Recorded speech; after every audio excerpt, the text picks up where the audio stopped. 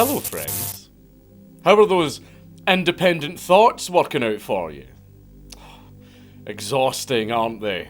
All of that free will, what to wear, who to trust, and how to prepare for the inevitable collapse of civilization as we know it. It's such a heavy burden for just one soul to carry.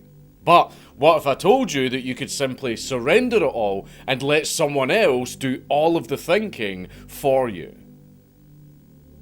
It's tempting, isn't it? Imagine a world where enlightenment comes pre-packaged. Matching hair, identical outfits, and absolutely no personal freedom whatsoever to speak of. It's liberation through uniformity. Inner peace through outward sameness. You will never have to worry about being different. You'll never have to worry about anything for that matter. Don't worry, there's no Kool-Aid that you have to drink, relax. And no standing in open fields waiting for a spaceship behind passing comets. We're not that kind of cult. Yet. Here in our family, we prefer something simpler, more earthly. A little bleach for that perfect blonde glow, a touch of LSD to keep the vibes going, and a faint, ever-present chant to guide you, dear brother, into our warm embrace. Plus, a free adoption certificate for every member. Just don't ask about its authenticity. So, are you ready to exchange your exhausting independence for proper family values? Matching tunics, flawless blonde hair, and eternal enlightenment laced with just the faintest touch of recreational chemistry. So, come and join us, brother. We're all one big happy family.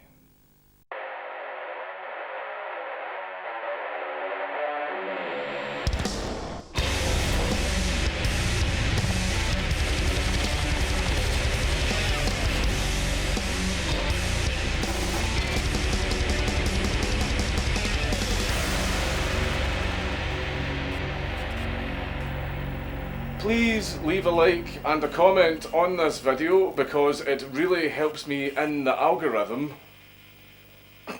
Ahoy mateys! Today we be taken to the Seven Seas to seek complete domination with a huge fleet of history's most iconic warships on both PC and console. And in World of Warships, these ships be fitted out in all their glory, built from scratch over a period of 6 months, including extensive testing and using real historical documents and blueprints from the early 20th century to ensure maximum accuracy and the best graphics possible. Plenty of your favourites, whether they be destroyers, cruisers, battleships, carriers, and even submarines. So go for a cruise through American history, taking some iconic American ships for a spin and more than 40 maps for all sorts of PvE and PvP game modes, including co-op, random, ranked and clan battles, brawls and scenarios, and even just training. And for added challenge and realism, it's not just the ships that are super accurate, but your tactics will also depend on the weather. World of Warships has built the perfect arena for putting these classic beauties through their paces and showing off what made them so important. It is completely free to play on PC, and if you want to set sail with me and a large active community full of competing clans, then you can click the link in the description box down below to install World of Warships and use the invite code STEPUP. And World of Warships will get you started on your voyage with exclusive rewards, including 7 days of premium account time, 1 million credits, 500 doubloons, and a Stars and Stripes skin to decorate the USS Albany and the USS Smith. Evelyn Grace Victoria Edwards was born in Sale, Victoria on December the 30th, 1921. At least, that's what her birth name was before all of the bleach and enlightenment kicked in and transformed her into Anne Hamilton Byrne. She took her first breath in good old dusty Australia. A place where spiders are the size of fucking cars and you need to check your shoes for slithering bioweapons. Hardly a good birthing place for a future cult leader, but hey, Australia's full of surprises like that. As with practically every single story on this channel, Anne's childhood was pretty grim. Her father Ralph was a railway worker and her mother Florence battled several severe mental illnesses. Florence spent most of her life in asylums, suffering from paranoid schizophrenia and leaving Anne and her siblings to survive however they could while they were tossed around between relatives and foster homes. Anne was the eldest of 7 siblings, and she spent most of her early life caring for her younger brothers and sisters. A job that I'm sure she didn't volunteer for, but one that most likely seeded her lust for control over others. In later interviews, Anne would spin all sorts of mystical bullshit about her youth, claiming that she was actually raised in a monastery and taught secret spiritual knowledge by ancient masters. The truth was far more mundane and miserable though. Poverty, neglect, and a broken home. It's almost poetic. An unwanted, neglected girl who grew up to create a cult based entirely on her being the adored, unquestioned centre of everything. Today, you would just call that your average female. It's worth mentioning that some of that twisted spiritual curiosity came from her mother, Florence, who was known to dabble in the occult and spiritual communication. None of that Ouija board and crystal ball bullshit, but straight up claiming to speak to the dead. Probably in between her bouts of severe mental illness. In 1941, Evelyn married a man named Lionel Harris. They had a child together named Judith, who I'll talk more about a bit later on. In 1955, tragedy struck when Lionel died in a car accident. A loss that Anne claimed sparked her spiritual awakening. She declared herself reborn and officially changed her name from Evelyn to Anne Hamilton. By the late 1950s, the exact date is unclear, but it's believed to be around 57 or 58, Anne's path to becoming a cult leader took shape in the form of yoga. You see, yoga back then in Australia wasn't the chill, stretchy shit that you all know today. It was foreign, exotic, and perfect for someone wanting to stand out. She opened her own yoga school, which was called the Santiniketan Park Association. Anne didn't just teach yoga. She was also selling herself. She crafted an image of grace and mysticism, like a guru in high heels and too much fucking hairspray. One student once described her as ethereal, but behind the perfume and posture was a woman who craved nothing but absolute control. Apart from her mother's ghost-chatting shenanigans, Anne devoured the writings of 50s New Age mystics like Alice Bailey, a British writer and occultist that shaped the New Age spiritual movement in the 20th century, as well as the teachings of the Theosophical Society, an organisation founded in 1875 that focuses on the ideas of reincarnation and spiritual evolution, while blending elements of Eastern religions and Western occult. Their ideas stuck in her mind, and those beliefs would later become the backbone of the family. And now enters her co-star, Raynor Johnson. Once a respected physicist educated at Cambridge University, yes, that very same Cambridge that shits out world leaders, he had turned from science to seance. How the fuck that happened, I have absolutely no idea, but by the time he met Anne, he was already neck deep in Eastern philosophy and fucking cosmic vibrations or some shit.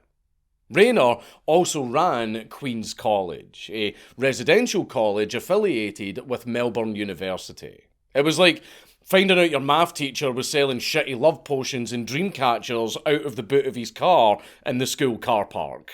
So how did these two nutters meet? Well, the story is a little bit murky, but it goes something like this. Raynor had a weekend hobby club and he invited local spiritual seekers to his private gatherings, where they discussed everything from reincarnation to astral projection.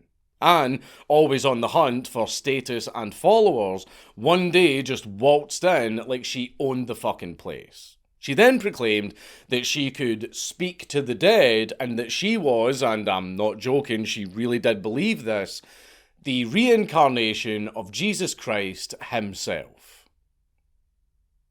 Every single cult leader ever always thinks that they are the reincarnation of Jesus Christ.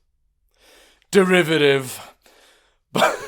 I mean, come on, I'm sorry, I can't dress like this and not fucking do it. But anyway, Raynor, being the spiritual idiot that he is, believed everything that she said.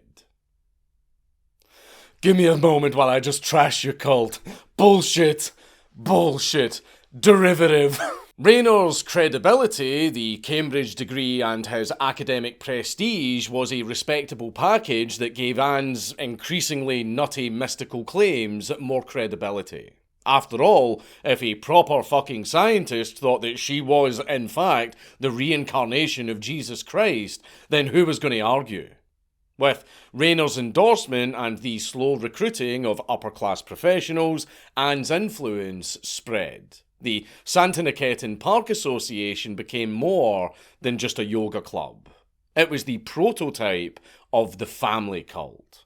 So, devotion and obedience were slowly pressed into the minds of Melbourne's bored and spiritually hungry middle class. Anne absolutely loved to say that literally everything was an illusion. Except her, of course, which were very, very big words from someone whose face and hair was 80% beauty products. But the people bought it. The rich, doctors, lawyers, and the educated alike. Maybe it was the drugs, maybe it was Australia's suburban boredom that made people crave something much more exciting from life. But nevertheless, the seeds of the family were planted in Melbourne's yoga halls. With her yoga empire solidified and her disciples hooked on spiritual bullshit, Anne shifted her focus onto something far darker. The creation of her very own master race. This is the part of the video where the entire story goes from just a little bit creepy to full-blown fucking horror.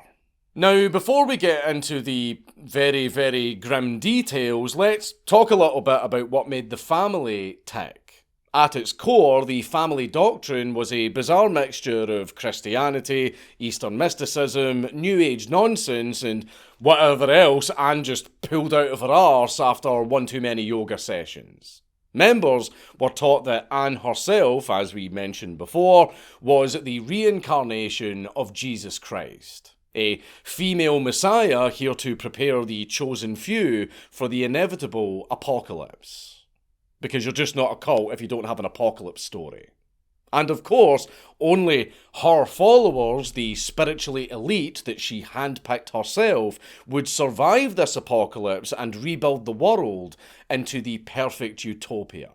Of course, this utopia needed the perfect children to populate it. The cult became obsessed with the ideas of purity, control, and creating a master race of blonde, blue-eyed children who would one day inherit the new world. I did have blue contact lenses for this video, but they really, really fucking hurt, so fuck that, I'm not wearing them. Now, there were cult members who were very happy to just have children that they would then offer up to the cult, which is extremely fucked up, but also a rather slow process that wasn't gaining the cult enough perfect children as fast as Anne would have liked. So they started submitting fraudulent paperwork to adoption agencies and orphanages.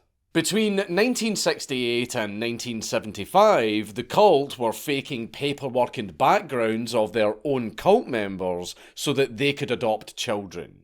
Then, after they got a child, they would immediately give the same couple whole new identities and new forged paperwork to do it all over again.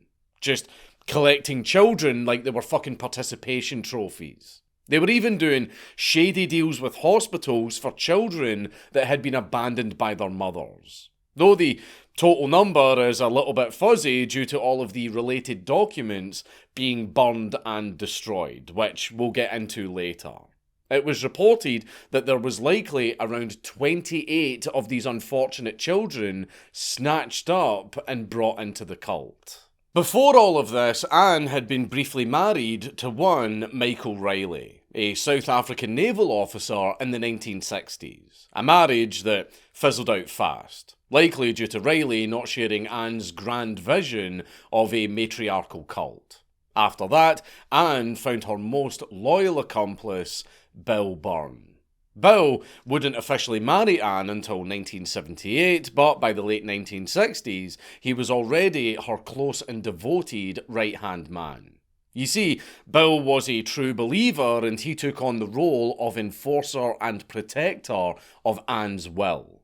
He was the gatekeeper of Lake Eluding, a man-made reservoir in Victoria that had become the cult's base of operations. And his job was to keep outsiders out and the insiders inside. And he also ensured that they kept their fucking mouths shut. Bill's devotion to Anne was absolute. He believed in her divinity as much as any of her dipshit followers, possibly even more. And he helped maintain the daily nightmare that kept the family functioning. Anne's network of crooked doctors, nurses, and social workers lied to authorities, forged birth certificates, and manipulated hospital records so that these children could vanish without a trace. Some were born to cult members and surrendered to Anne as gifts to the Divine Mother, and others were just flat out kidnapped. And some were even ripped away from their drugged up mothers. Dr. John Mackey, a family supporter, reportedly helped ensure that mothers were heavily sedated during childbirth so that the babies could be janked away without the mother noticing, where he would then inform the mother that sadly their child had died. But they'd actually been kidnapped and taken to the cult. I told you the story was going to get really fucked up. Beyond Anne and Bill's absolute authority also stood an army of brainwashed hands, the so-called aunties and uncles. Some were true believers brainwashed into thinking that Anne is Christ reborn. Others were just sadistic enforcers more than happy to police and punish the poor children. Figures like Mary Johnson, who was Raynor Johnson's own wife, and Patricia McFarlane played key roles in keeping the children obedient. They maintained the brainwashing house of horror at Lake Eluding, and they ensured that the children were kept on a tight leash. As time went by and more members joined, Anne's group quietly shifted from being known as the Santa Nicetan Park Association to simply the family. The name reflected Anne's twisted vision of a spiritual family destined to survive the definitely, absolutely coming apocalypse. Outsiders wouldn't even know the name until the 1980s and 1990s when police raids and media reports finally dragged the family into the public view. Especially after locals started wondering about all of these fucking really weird-looking brainwashed children who were wandering around and kept talking about weird voodoo shit. So the locals reported this to the authorities. But within the cult, the rebranding marked the point where the yoga club fully became a cult empire. And so, isolated and fortified, the Lake Eluding compound was where all of the kidnapped children lived. They were homeschooled, of course, and they were also fed starvation diets and moulded into Anne's perfect little twisted angels. Every child wore the same blue tunic, every head was chemically bleached into the same blonde shade, individuality was crushed, and personality was erased. Anne wanted identical dolls, not children. The children were all brainwashed into believing that they were all siblings. All of them, and that Anne was their literal biological mother. no matter how fucking impossible that sounded. And that the other adults were all literally their aunties and uncles. No one questioned it because no one dared to, of course. They were all taught that the outside world was a lie, designed to lead good souls astray. To break the spirits of the children, as mentioned with the starvation diet, hunger became a daily occurrence. And if that didn't work, the beatings usually did. Sometimes by hand, sometimes with a whip, and sometimes with fucking stiletto heels. Anne's favourite choice of punishment. And this wasn't just way over-the-top discipline and child abuse, it was a cruel, calculated act of control. But the worst abuse was the drugs. Young children were routinely dosed with sleeping pill medication like Mogadon and Valium, among other sedatives. And the children were also all given fucking LSD. They gave every single child LSD when they turned 14 in some weird little ritual that they called their spiritual awakening.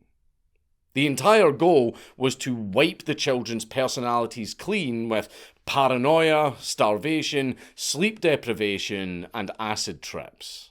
Survivors like Sarah Moore and Ben Shenton recalled the horrors of endless confusion and loss of reality. Ben even mentioned acid trips that were so violent that he believed he would die.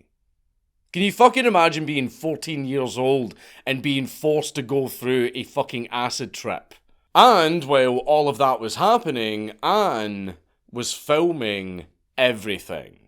Smiling children, perfect in singing about how happy they are to be in Lake Eildon.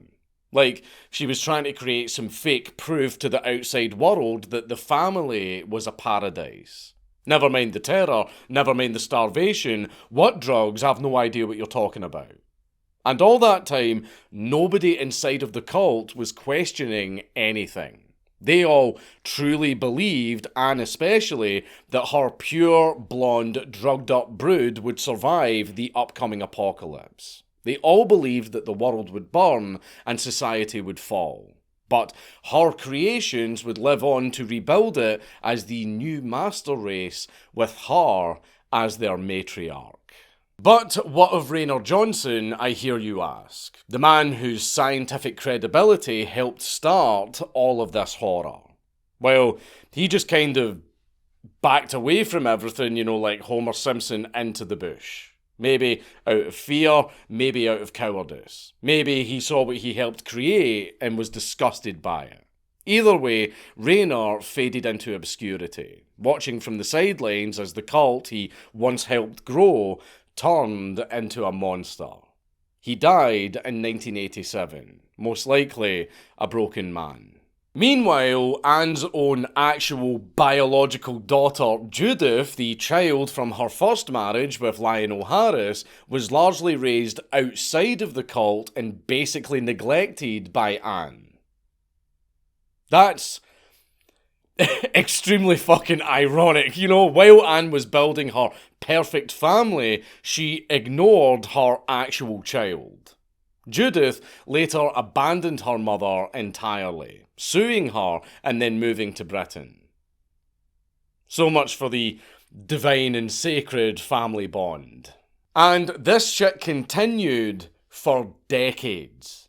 So why did this all take so long to come to light? Well, the local authorities, the police, the social workers, and the judges just all looked away and didn't seem to really care. Some were charmed by Anne's high society glamour and staged charity work, and some were just flat out bribed to keep their mouths shut. And some were fucking in on it.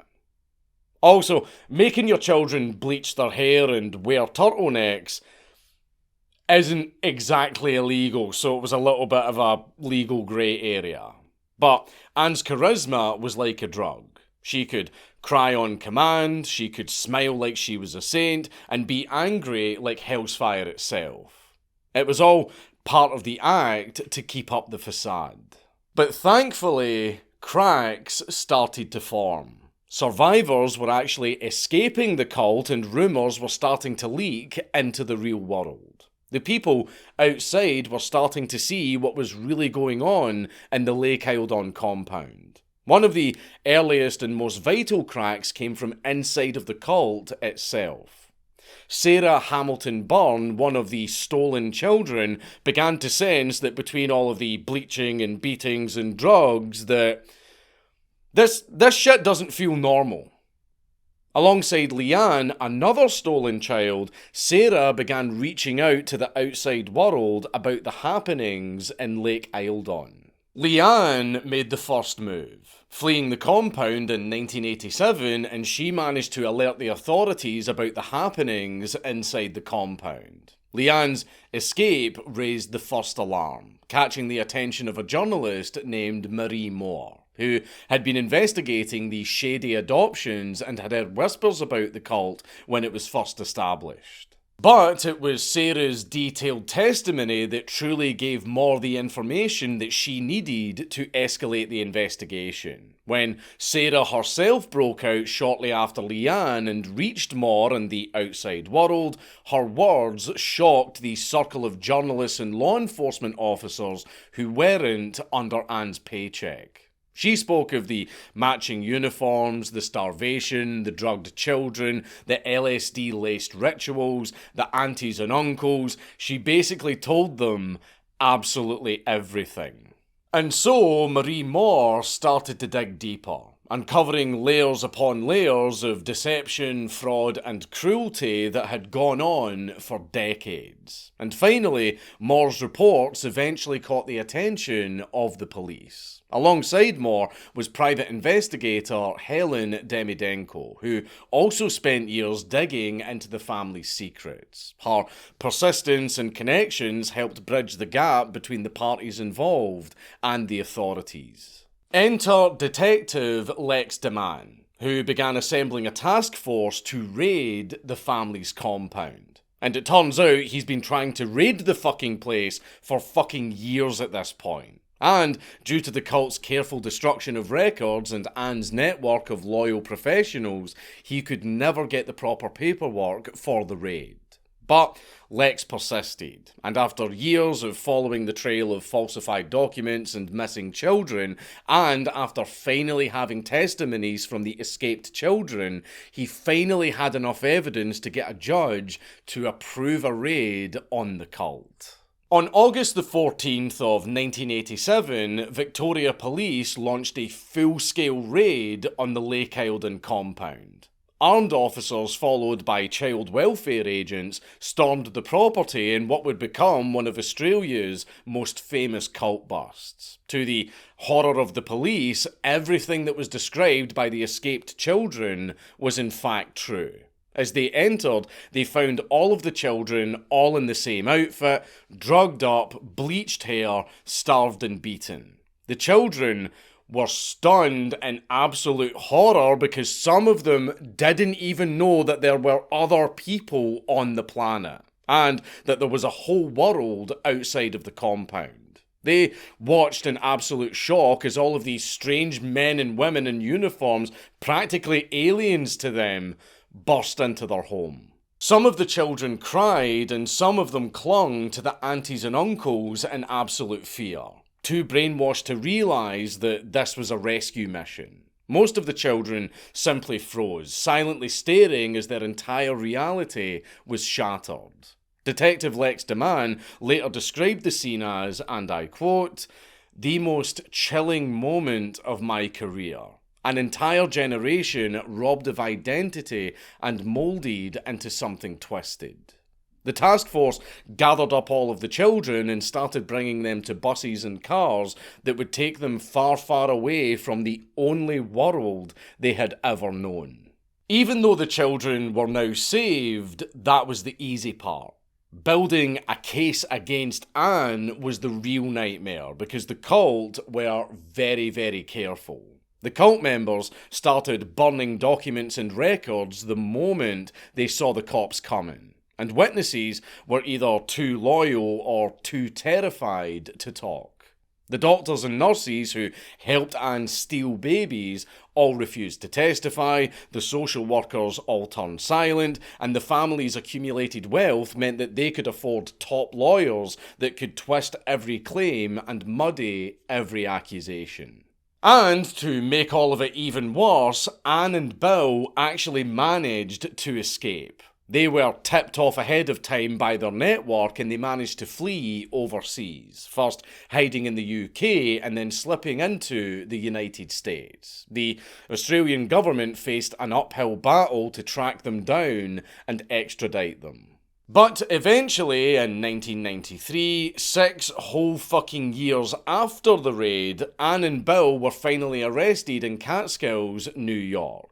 Their hideout, ironically, was another peaceful little house by a lake where no one asked questions. The charges, unfortunately, were absolutely fucking laughable compared to their actual crimes. Anne and Bill were charged with lying under oath and forging adoption papers to essentially steal children. However, this crime, under these stupid fucking laws, was essentially classed as submitting fraudulent paperwork, which is essentially a misdemeanor. Even though it was submitting fraudulent paperwork to essentially fucking kidnap children. But it's just regarded as a bureaucratic oopsie. They faced no charges whatsoever for the starving, the drugging, or the beatings. By the time they were dragged back to Australia, the dumb as fuck legal system could offer nothing more than a symbolic punishment. They were fined a measly $5,000 for documentation fraud. That was it. No prison time, no real consequences. And the fortune that Anne had amassed over the years through follower donations, property deals, and possible coerced inheritances from cult members made that fine a complete pittance for her to pay. Detective Lex DeMann spoke very openly about his frustrations when he said, "It was the greatest disappointment of my career. We saved the children, but justice was never served." But the survivors felt the sting the deepest. Sarah spent years rebuilding her life, eventually becoming a doctor and a child welfare advocate. But the scars remained. Ben Shenton, another child, actually discovered his real mother after the raid and struggled to reconcile with the truth that his entire childhood was a lie. Unfortunately, many weren't as lucky as Ben. The other children searched endlessly for their real families, but many would never find them because, as mentioned before, Anne destroyed all the records. As for the immediate aftermath of the children, many of them were thrust into foster care. Most of them struggled to understand this strange new world that they had been taught to fear. Imagine being raised your entire life in true isolation, and then one day you're just thrown into the real world with schools, cars, daily noises, and even casual fucking clothing being a completely foreign concept to you. Even just speaking to people was terrifying because these children didn't even know that other humans existed outside of the compound. Social services and good-hearted foster parents did try their best to ease the transition, but the mental scars were massive. Many of the children had to endure endless therapy sessions, broken relationships, and deep depression. Their minds were completely reshaped by Anne's LSD experiments and years of isolation. I mean, they were now free, but not really. As for the family's adult members, they also faced little to no charges. The aunties and uncles who dished out the beatings and forced drugs down the children's throats just walked away, protected by the lack of evidence and the cult's endless layers of deception and silence. And what of Anne herself? Well, after completely dodging any kind of punishment, she returned to Australia, now an old frail woman. Her reign of terror reduced to interviews and fading headlines. She gave rare media appearances, including the 60 Minutes Australia interview, where she, of fucking course, with no apology or remorse, deflected the blame and painted herself as a victim. Textbook narcissist. She spent her last years in a nursing home, suffering from dementia and dying in 2019 without ever facing any kind of justice for what she'd done.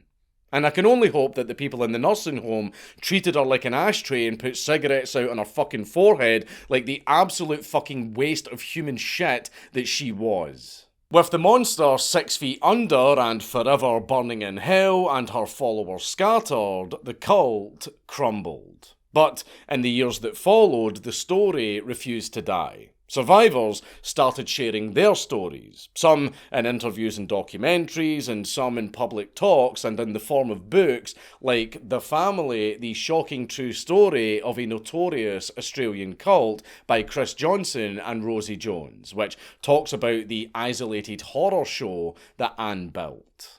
The stories of the children sparked a broader awareness of grooming and cult abuse, which really took off in the 90s, since that just for some reason seems to have been the decade where cults everywhere truly went fucking mental and governments all over the world started clamping down on them. Australia, who had once struggled with New Age weirdos, saw what could grow in the shadows if left unchecked. So, laws were tightened and child welfare laws especially were revamped to make sure that something like this could never happen again. This is usually where I give my usual lesson about creating positions of absolute power, because eventually some fucking nutcase could occupy that position, and it's usually the nutcases that aim for that position, but in this case, the position of power wasn't actually created by society. It was created by one single woman, and she did it away from society so society couldn't notice it and shut it down. So, it turns out that you don't need collective agreement to create positions of absolute power, and they can form in the shadows. New fear unlocked. It kind of makes you wonder how many other positions of absolute power are out there that we don't know about because we can't see them. It's Count Dankula on YouTube! Everybody subscribe!